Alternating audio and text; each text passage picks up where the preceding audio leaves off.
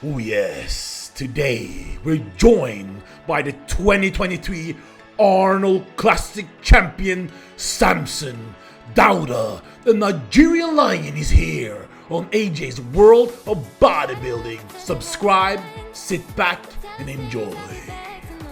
Welcome everyone, and today I'm happy to announce we have the first interview after the Arnold with the Arnold Classic 2023 champion, Samson the Lion Dauda, the Nigerian Lion. How are you? I'm good, man. I'm good. I'm back home. I'm getting some rest. So you Yeah, did man. it. We did it. It's done. We said we were, and we made it happen. And honestly, I couldn't be happy, man. Over the moon. Back to the Arnold, you were going in.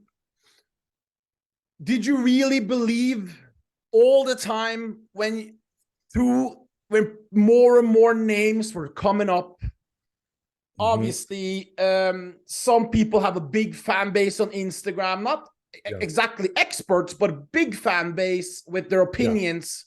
Nick Walker's going to win. Oh, he's going to win. Or Ramy's going to win. Or Andrew's going to win. How did that mentally affect you going into this, Arnold? Or did it affect you at all? Mentally, I mean, because after we just did the Olympia, in the Olympia, I'm going to lie, Olympia, it affected me a lot. But we learned from that, and I learned from that. I learned to be able to block those noise out and focus on just me. And where, obviously, we sort of went through the Olympia, we struggled with that. And then we got the result we did anyway. It sort of made you stop and think, going, everybody has an opinion.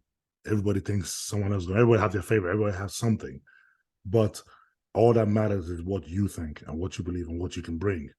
So that is one experience I learned from the Olympia. So when we're coming to the Arnold, especially after the Olympia results, I'm like, I know for a fact I'm going to be better. I know for a fact I've listened to the judges' feedback. I know for a fact we're going to improve. So I know for a fact that with that improvement, being sixth at the Olympia, with that improvement, I see no reason why I shouldn't be able to win the Arnold. And I believe that, I strongly believe that. So when, the Arnold list came out, you remember, I was the first person that stuck my hand up and go, yep, I'm doing the Arnold. I don't care. I'm doing the Arnold. And right from the get-go, I was like, I'm going to win it. I don't care who jumps in, who doesn't, but I'm going to win it because the Olympia gave me that much confidence in myself and what I'm able to do. And I know that I train hard. I work hard, not just in training, not off the gym, out of the gym. I work hard all the time. And I know my hard work bears fruit when I truly set my heart to it. So I know for a fact that when I said, look, I'm winning they're winning the Arnold, I know where it was coming from. I knew I could do it. So coming through the whole process and hearing, I'll obviously start people jumping and you hear the noise, and which is expected. I mean, I would have done the same thing. If you had someone like Nick jumping in the show, giving the record, well, of course you have Nick winning. If you have Ramy jumping in the show, giving the record, of course he plays higher than me in the Olympia. So of course you can have him winning. So I wasn't mad or I wasn't so surprised by that at all. I was like, well, that's what I expect them to say.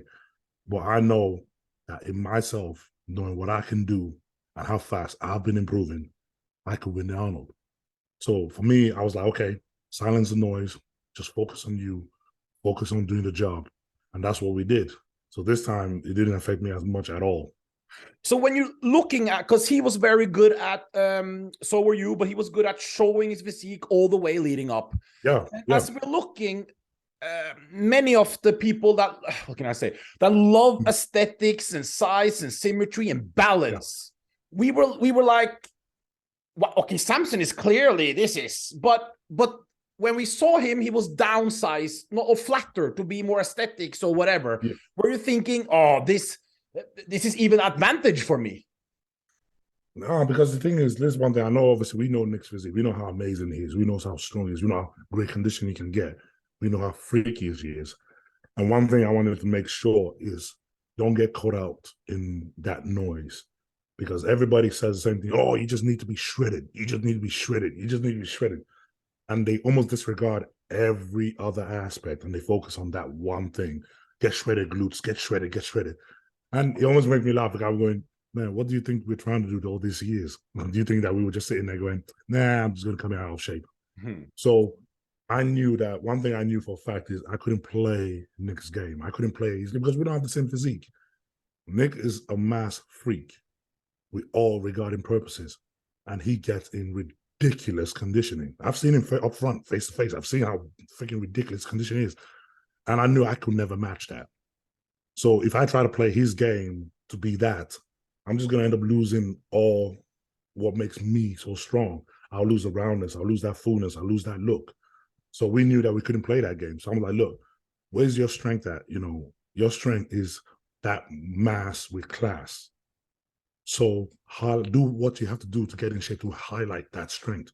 You're very complete. You're round. You have that bubbly look. You have that shock factor when you come out and people go, wow, what the hell is that? So do what you have to do to highlight that.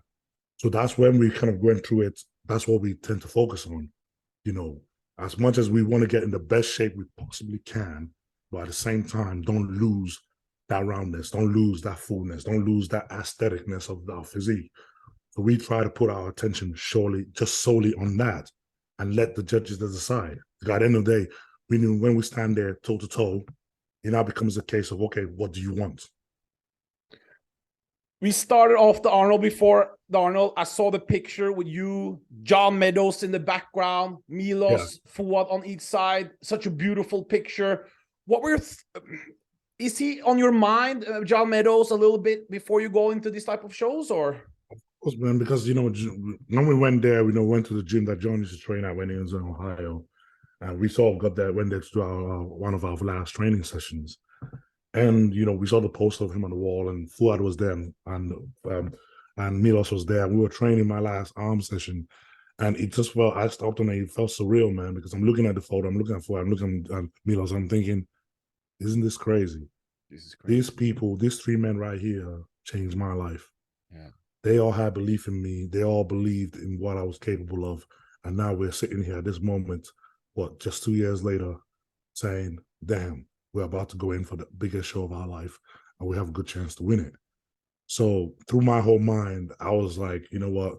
John predicted this was going to happen. He said, you're going to come out, you're going to shock the world, and they're not going to believe what they see when you come out. And now we're standing here in this gym, I'm seeing all this, and I'm like, man, he hit the nail right on the head when he said that. So right at that moment, I was like, guys, we got to take a picture. Let's all get together right here. We got to take a picture, because this moment right here will be something we're going to remember for a long time. So we all sat down, we got that picture together, and you know what? Now you look back at it and go, man, especially what the result then became from the Arnold. You look back and go, man, this is just foretold. You know, you couldn't bring it together any better if you tried. No, for people who know your story, I think more and more people know your story now than before. This is really a Hollywood. This should be a movie sometime. But Arnold Classic, the most important thing at every show is when they do the first call out. Oh yeah. When you know.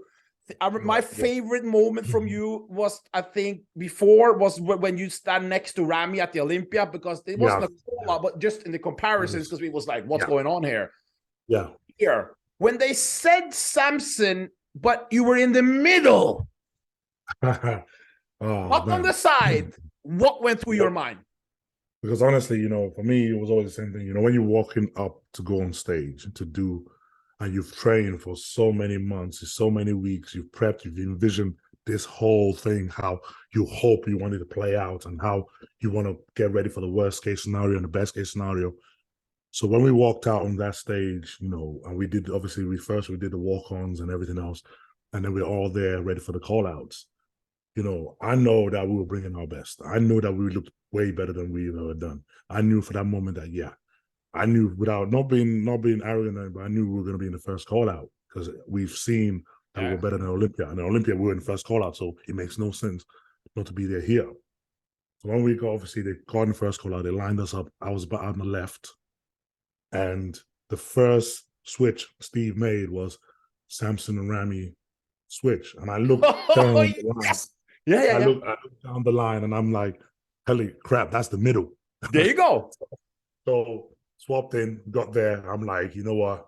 I said I was going to do this. Yeah, let me watch me do this. And I'm standing there, and in the back of your mind, the little doubt starts creeping, going, are they going to swap you again? Are you going to switch you out of this? Correct, because you never know. You never know. So I'm standing there, and I'm waiting, and I'm like, hold strong, hold strong. and I'm waiting, and Steve goes, front double bicep. I was like, okay. Hit the first pose, front lat spread, went all around the poses, turned around to the back. Now I knew that obviously some guys are stronger from the back than I am. So I'm like, okay, if we can hold strong in these two poses and we turn around to the front, we don't get swapped. Then it's over. Then we know we're winning this thing. So when we did that, we turned around to the front, side triceps, side abs and thighs, most muscular. We stand there and we're not getting swapped out. We're standing there still. I'm like, okay. And then Steve goes, okay, back in line. And at that moment, I'm like, holy crap. We're doing this shit. We're doing it. It's happening. Could you see Milos? Could you see Milos or Mel? Or no, I can. You know, when you're on stage, you know, the thing is when you're on stage, people don't understand. Like when you're on stage, the lights are like right here. So you couldn't see it's them. Almost like you're being interrogated. You see the lines of judges, but you don't see anything else. It's just everything is almost like a big dark blur. But what you always pick out voices in the audience. And Milos's voice is so recognizable that no matter where he is, if he's screaming, I can normally ping where he's sitting and where he is. And I know Milos is somewhere roughly to the left of me, and I could hear him screaming and shouting. And I'm like, okay, he's over there. He's watching it. And at that moment, I can only believe that, you know, I'm looking my head and, you know, where we go pose for pose every time we practice, his voice is always telling me the same thing with every pose. Okay, legs, abs, this. And he calls it out when we practice over and over and every shot I hit. So as soon as I could hear his voice, I didn't even need to hear what he's saying. You know, I hit the side shot and he's like, okay, squeeze the glutes, squeeze the abs. So as soon as I'm hearing that muffled sound when I hit a side shot, I know exactly what he's asking me to do. So I'm like, yeah, there we go. Turn to the back, yeah, there we go. So it felt amazing, man. It felt really amazing. After prejudging is over, first of all, just quick. Nick, Andrew, and Ramy, based off their Olympia, because you all saw them at the Olympia. Yeah. How do you think they went to the Arnold from the Olympia? Nick Walker, was he improved? Was he slightly? They were all improved. They were all improved. Insanely all improved. You know, the thing is, you know, people were talking left and talking right, but honestly, I always stand by this. If you're not there to see it with your two eyes, the live stream and all that doesn't work. No, doesn't work. If you're not there to see your two eyes, you do not understand the level these guys are at. You have to see it face to face. You know, I've heard people say before and they don't understand the importance of it. I put it like this. We are in a 3D world. Our physique is 3D. When you watch through a screen, you only see in one corner at a time. You can see someone width, but you can't see the depth of a physique. And when you miss that depth of it, when you stand there, how far back someone goes and how thick someone is, you miss all that. So when you only look in 2D, you only see half the picture. You don't see everything. You don't get everything. So you miss that. And this is why I said, we always say, look, go to a bodybuilding show. Go watch it face to face, because the way it looks on the stage, it's way different to what it looks like on the screen. Could that be why so many Ramy fans that's watched online, because yes, no one's wider and bigger in that way. But could that be why they don't see the small detail? And that's exactly the thing. I mean, the closest thing that even comes to detail is the 8K footage they put out. You know, you see that. But in terms of watching it live, you can watch the screen and think, oh man, Randy's biggest and he's the most figures that he should be winning. But you miss the details, you miss that refinement, you miss that. And because I was guilty of it myself, when I never used to watch pro shows live, I used to watch it on the screen just like you guys. I used to think, well, why the hell is he knowing? Look, he looks perfect. Why can't I see? And we always hold back to the idea that I'm not there. And I know literally 50% of the detail and 50% of the information that I'm seeing is missing from that video and from that pictures I'm seeing. And because 50% counts for a lot, you don't see all that. So when people say, oh yeah, they have their opinion based on pictures and video, I'll just say, well, okay, fair enough. But I can tell you this now, you're missing half the detail that you don't know. That's why I think it's unbelievable that some people call themselves bodybuilding fans or journalists or whatever, and they live in America and they don't go to the show. Come, bro, you just take a... But anyway, how did you sleep? Prejudging. I remember I called you. I said, hello, you're winning. But you never know. But how did you sleep that night? So honestly, this is the thing. We obviously finished prejudging. I mean, obviously we did a 3-man call out after that. We finished prejudging, finished in the middle.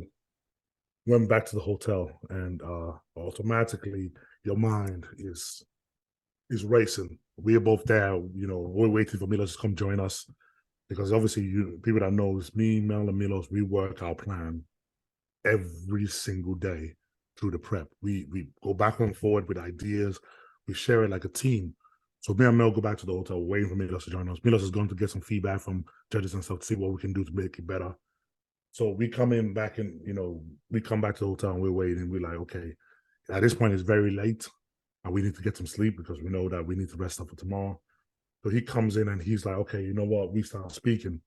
And we obviously excited. We over the moon. We're like, man, what the hell? This is amazing. And the thing is, when you're in that position, you're happy with the results, but at the same time, you're afraid. You're afraid of it. So because you never know. So at that point, it feels nerve-wracking, man. It feels like, okay, you're almost trying to stop yourself from being happy because you just don't want to completely believe that, okay, because things could change. So you just want to, okay, focus. Don't just act like it never happened. Focus. Tomorrow is just the main show. So we sat there. We said, okay, right, what we're going to plan for doing. And one thing with me, I've always said time and time again, and I'm always harder the following day. I'm always harder after night show. I'm always harder the finals than I am in prejudge. I'm always better. So we knew for a fact that we're going to be better the next day. So Milos was like, look, you need to get some sleep. So me and Mel, we basically looked at it. We were like, okay, don't answer messages. Don't look at anything. Just head straight to bed. Just get some sleep. Don't just jump into bed, get some sleep. So that's exactly what we did. We go there and we're like, okay, no. Put the phone down, put everything away. A lot of people want to say and talk to us. And we're like, no, not tonight. We're not done yet. So we just went straight to sleep. And that was it. Finals come. You're improved from prejudging to finals. I think every athlete were a little bit improved. Everyone did their homework. They announce first Andrew Jack, who was in the middle the most of the time with you, who has a similar type of aesthetics, classical big man, nice shape, everything, muscle bellies. He got named in third, announced in third. You as aesthetic guy, what were you thinking then? So, until that point, thinking most of the show, especially coming back finals, I remember standing there, I'm doing my routine, and most of the time when I'm on show, I'm normally the highest critique of myself. And you have the screen right there where you can see yourself when you turn to the back. Yeah. So most of the time, like the Olympia and everything else, when I turn to the back to hit a shot, I'm always looking, going, I always feel like it's never that great. I'm always my hardest critique, and I'm always thinking, and I always feel a bit more negative when I see that. But the first time I was on that stage, and I knew we were better, and I looked at that screen when we turned to the back, and I looked up at it, and I was like, damn, that's a good freaking look. And that was the moment I was like, I know I can do this. I know I got this. And we hit the routine. So when we then came in and we were sort of announced Andrew in third, I was thinking, man, okay, and surely, we're two aesthetic guys, so it's close. So it might be a case that they're going to put us, aesthetic guys close together, and we'll make me second. But at the same time, I was like, no, shake that off. Don't go there. Don't go there. Keep that mindset positive. Keep that mindset I remember strong. Brandao beat you in Romania, and I couldn't believe my own eyes. But anyway, exactly. So I stood there and I was like, yep, I'm not. No, don't accept it. Come on, hold strong. And then obviously they called out results, and it was like, holy crap, It was. So what went through your when you were announced the winner, the first ever British Nigerian man to ever with Dorian Yates didn't do it. Yeah. No other Nigerian man has ever done it. No one has ever won the Arnold Classic, and he did it against two-time Olympia winner Big Ramy and second place at the Olympia just now, not from 10 years ago. Just now, third place. I mean, Nick Walker from the UK, Nigeria. Bob saying your Arnold comes up. What happens? Yeah. We're taking a short break to give you this message from fellow British Olympian James Hollingshead. Samson, just wanted to shout you out because I had an opportunity to. Just wanted to say you're incredible. Keep doing what you're doing. You light the fire up underneath my arse every single time. Every time we think maxed out on potential. Something else comes up and you win it, and it makes us go to work and work harder. So absolute privilege being your peer and your friend, and this is just the beginning of the next step. World domination. Keep going, brother. All the best. Flex Wheeler, Man, everything. honestly, the joy is all that floods your mind. The joy takes everything over, and you're just in disbelief. You're happy. The happiness is almost like it's like a overweight, you know, because think about it. You're going through the whole prep thinking, I know I can do this, but is it going to happen? I know I can do this, but is it going to happen? And you're working with that mindset every training session, every time you're suffering on the diet, every time you're in doubt, you have to battle with yourself to think, keep telling yourself, yeah, I know I can do this. I know I can do this. No, I'm not gonna give into the idea of, okay, second place is not too bad. I'll accept that. Because I've done this in the past a lot of time. I'm like, okay, well, I want to win, but you know, second, third, fourth, yeah, it's acceptable. I did my best. But for the first time, I was like, no, don't accept that. Train like you're going into win. Train and accept nothing but the win. So this whole prep, my mindset was, I know I can do this. I know I can. I gotta believe it without a doubt. I gotta believe it. And when you have that strong mindset, you've been working in your mind the whole prep. There is that pressure that comes with that, you know, because you've always tell yourself, I wouldn't accept anything less but a win. No. So that creates a pressure. It creates that tension of, shit, I really have to do this to prove to myself that I can, because I believe I can. So I need to see the result of that. So when you're on that stage and then click, you're the winner, that all just disappears. And now it's nothing but, wow, I said it and we did it and it's happened. And I feel light as air. I feel amazing. I feel like this is a feeling I've never felt before. It's in disbelief. It's under disbelief. And you don't even, at that point, you're not even thinking about, okay, what it means to win. All you're thinking about, you did it. You did it to yourself. You proved it over and over to yourself that you could do it. And it's happened. So that it just feels like this utter complete joy at that moment that just is overwhelming. You know, it's just absolutely crazy. Before I ask rest, is Mel there? Yeah, she is. She is. Can I just get one question in from her? Babe. Yo. Yeah. Yeah, just come here a minute. Come here a minute. She's working in the room zone. Okay. Right. Makeup on. All right. I'm not going on camera. I've got no makeup. Okay. Just one quick question. How did it feel exactly when they said, well, Nick Walker in second? Oh man, honestly, shock, crying. I couldn't even sit down. It was just crazy. It was honestly, it was crazy. It was crazy. Did you believe they could do it? But when they actually did it, because when they said it, like one of the happiest moments in your life? Definitely, yes, 100%. You always believe, but you can't believe it. You believe, but at the same time, it's kind of like, oh my God, wow. And you're the first ever female coach to have an Arnold Classic title. Yeah. Yes, ever. No, that can't be on the camera. Thank you. Okay. Talk to us. When you go to America, it's a different world. Everyone's there. We hadn't had much big gathering. We had Arnold Classic UK. It was it was big feeling because we had the legends over there. So when you win, you go from this guy potential. What if? There's so many guys with what if. Yeah. How did the Sean Ray, Flex Wheeler, Jay Cutler, Phil Heath talk to us about the reaction from legit legend? What was their reaction? So obviously, as you know, the next day after the show, they always have the legends press conference. And, you know, they have all the legends on stage, all the winners of past Arnold Classic, all on stage, and they have an interview. So as soon as you get off stage, they tell you, yeah, you got to be here tomorrow morning for the legends press conference. Don't be late, you know, everything else. I'm like, okay.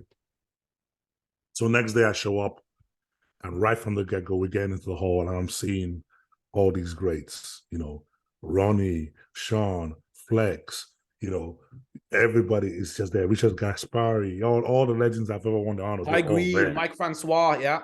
Yeah, they're all there. And they're all coming to you and saying, congratulations, man. We knew you could do it. You knew you could do it. Welcome to the club. It is unreal. It is, honestly, there's no words, because these are people you read in the magazines growing up. These people I've watched over and over and over on YouTube, and watched every routine and every Arnold, everything you can think about. You've watched and read about these people, and now you're standing backstage as one of them. And they're all backstage, and they joking with each other and laughing at each other because they know each other so well, and you know, they're cracking jokes. And I'm standing there watching these guys and these legends. I'm in disbelief, and I have this face, this look on my face, like the kid I just seen Santa Claus, and I'm just like, wow, what a place to be, you know. And what did they say about your physique? And you know what? They all come to you and they said, you know what? And something I'm always going to be proud of is they come to you going, for once, when we saw you on stage, and we saw your look, and we saw you come into the show, we were saying to ourselves that, man, for once, bodybuilding looks like it's going in the right direction. But will it happen? We really want to see, will it happen? And they go, the minute you won, we all felt like, yes, bodybuilding has finally returned back to its roots. And for them to tell me that, standing there, I mean, imagine what that must feel like. Imagine what that must do to you, standing there hearing this from all these legends you've looked up to all your life. And I remember even Mike Francois, he was talking to me as we were walking backstage, and he was saying he didn't know much about me coming to the show, but he did a podcast. He did a podcast in RX Muscle a few weeks ago, and he goes, that was the first time they showed him my picture. And he goes, I was just blown away by it. And they were trying to tell me to critique you. And I had to ask them, so what are his weaknesses? And he goes, I was looking at a picture, and he goes, I couldn't find any. And he was saying that he was so blown away by that. And he was so shocked that a guy like me, that big, can be so complete. And he was so adamant to thinking, okay, when he gets on stage, I'll probably see something that doesn't show up in the pictures or in the videos. And he goes, when you showed up, you did not disappoint. And I was so pleased to see that look that was sort of touted coming into the show was exactly the look that was represented on stage. And, you know, you're just in shock. You're just like, you couldn't have more pride than you did at that moment. You couldn't feel more proud at that moment to hear that from guys like that. You're just blown away by it. So we backstage and we're taking pictures, and I'm there, and they want to take a group picture, and they pulling me and going, "You're one of us now." And I'm like, are you freaking kidding me? Like, this is a real moment.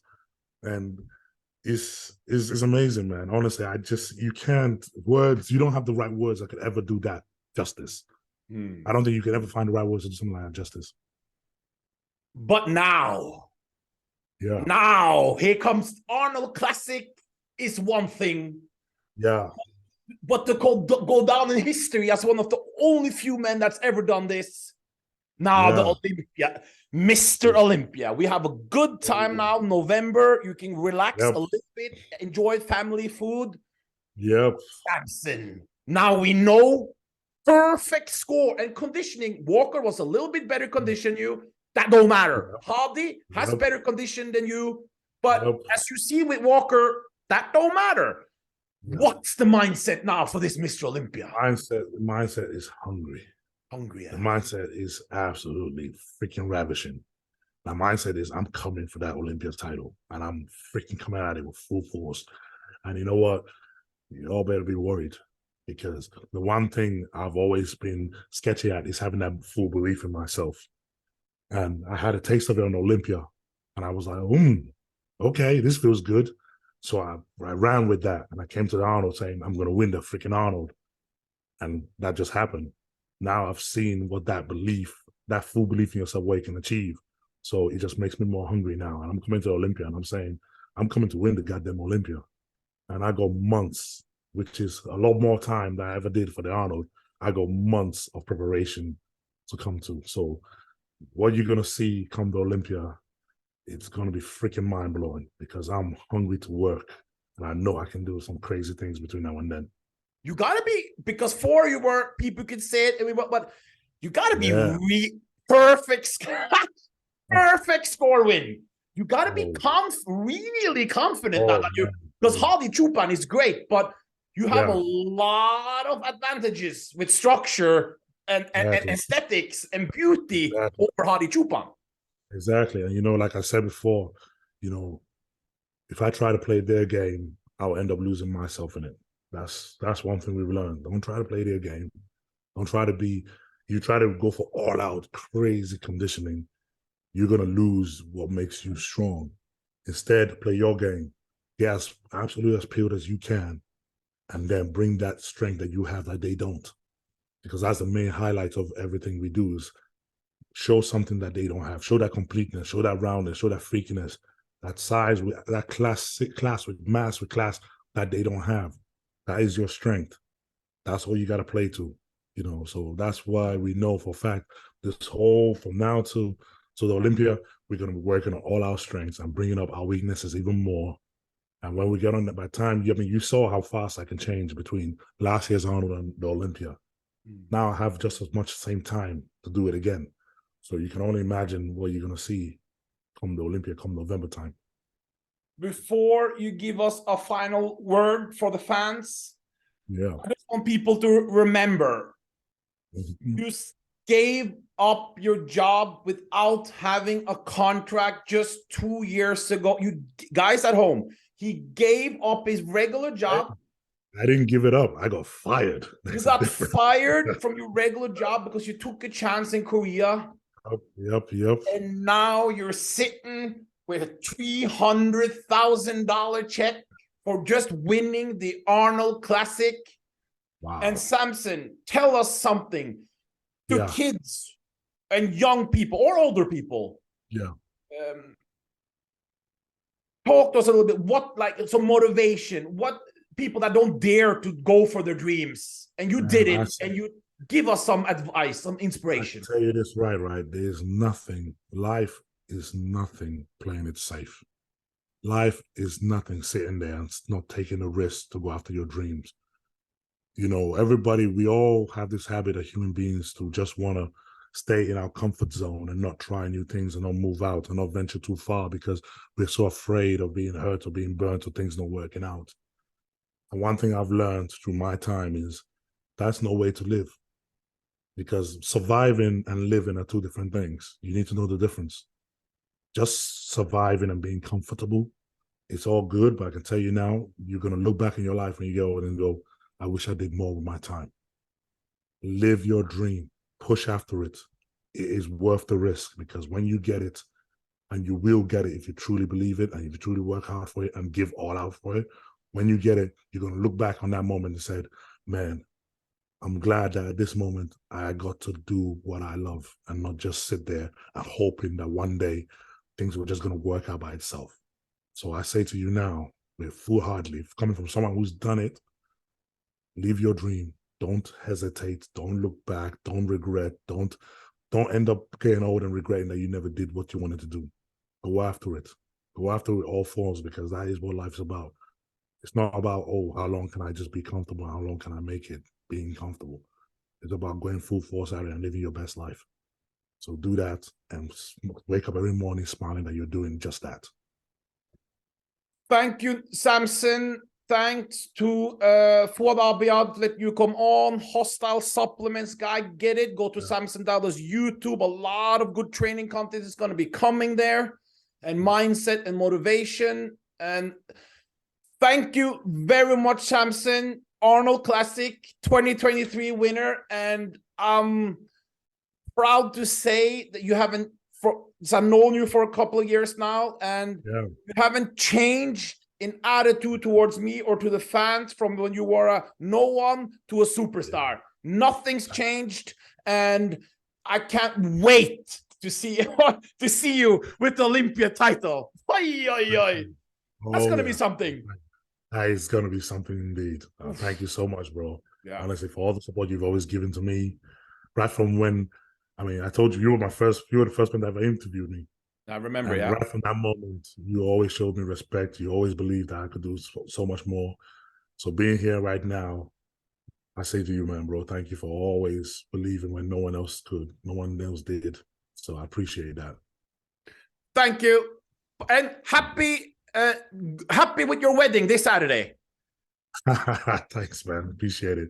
Appreciate it a lot, man. Bye bye. Bye bye. Bye.